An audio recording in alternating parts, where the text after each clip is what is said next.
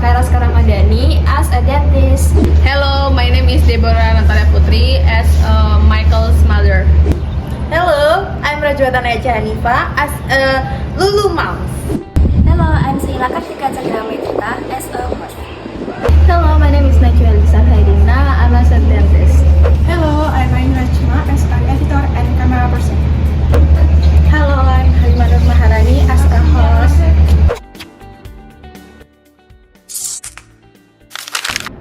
Hello viewers, today we will talking about the role of mothers in their children's dental health.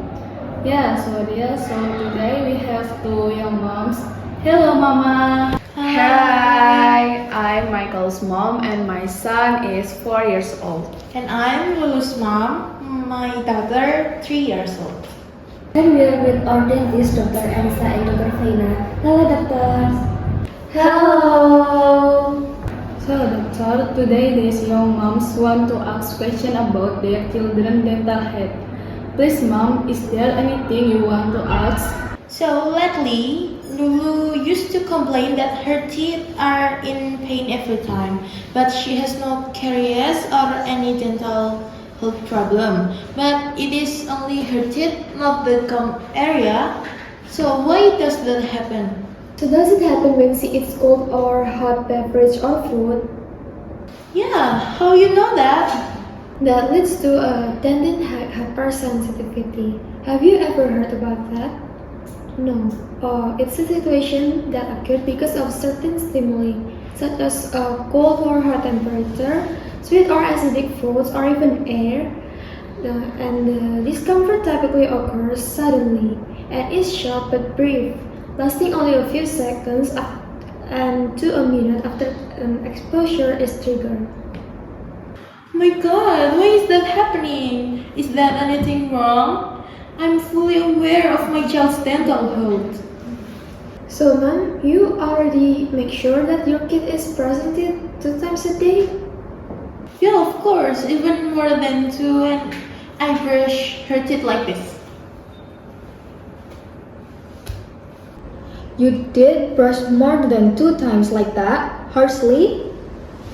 Yeah, because she likes candy a lot, so she had it every time in a day, and I had to make sure that her teeth were clean, and yeah, she has no caries and her teeth is clean as yours. I think I get where is your problem. Let my partner explain. Dentin is considered as a vital tissue and has capacity to respond physiologic and pathologic stimuli. Dentin is so sensitive to stimuli due to the lesion extension of the orthodontic process and formation of dentin pulp complex. Dentin sensitivity to stimuli does not lead any problem while it is covered with protective tissue, enamel and cementum. My assumption is your heart's movement when you brush your daughter's teeth lead to damage in her enamel and cementum. So, her dentin become hypersensitive because it's not covered anymore with enamel and cementum. May you show us how to brush teeth correctly, Dr. Faina? Of course. Okay, I would like to show you how to brush your daughter's teeth correctly. So you can use either horizontal scrub or Fons technique. If you use a horizontal scrub technique, the head of the brush is placed perpendicular to the tooth surface and plaque removal is done with the back and force movement. If you use a Fons technique, the child occludes their teeth like this. The toothbrush bristle placed perpendicular to the tooth.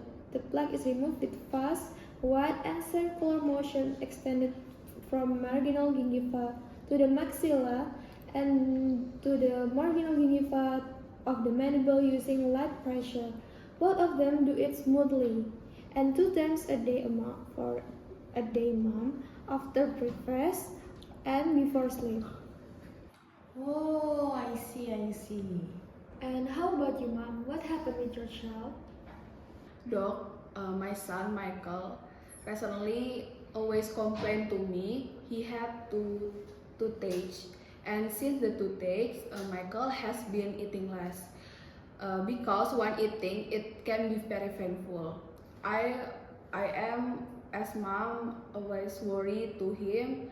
So what happened to my son, doc? Well, before that, your child often eat candy. Yes, doc. He always eating candy. Maybe he can eat 10 pieces of candy a day. Well, usually eat candy in the morning, afternoon, or evening or night time. Usually, Michael eat candy before going to sleep. He likes to study until late at night. So while studying, he snack on candy. Sometimes he can fall asleep at the study table and I wake him to sleep on the bed. And I don't know what if he brushed his teeth or not. But usually your children is diligent in brushing teeth, right?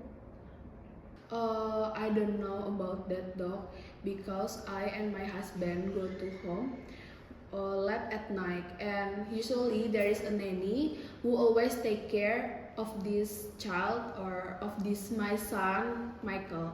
So I leave everything to her nanny.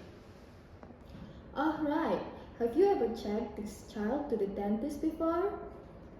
Well, mom, so from the mother's story, this child have cavities where his teeth are exposed to Streptococcus mutans and Streptococcus sabrinus bacteria. These bacteria consume carbohydrates such as sucrose, fructose, and glucose and produce lactic acid. This acid lowers in the pH in the oral cavity and cause thinning of tooth enamel.